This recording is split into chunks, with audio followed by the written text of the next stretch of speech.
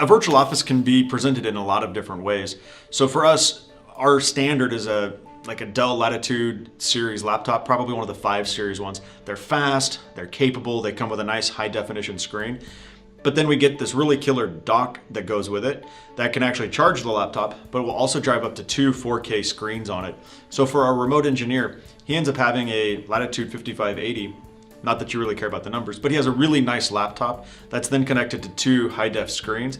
So he has effectively a full workstation, but then when he comes down to spend time with us, he's able to just pack up his laptop, roll down, bring his docking station. We have a couple of spare monitors here at the office, so that way he's working at his full-on workstation anywhere he goes.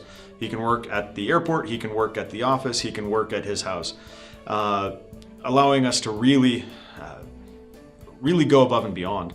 So depending on how often you would work remotely, you could set up like a full-on computer workstation combo. But my preference is typically to go with a laptop, because that way you can take it to work, you can work from home, you can work from coffee shop, you can work from just about anywhere with it and be fully productive.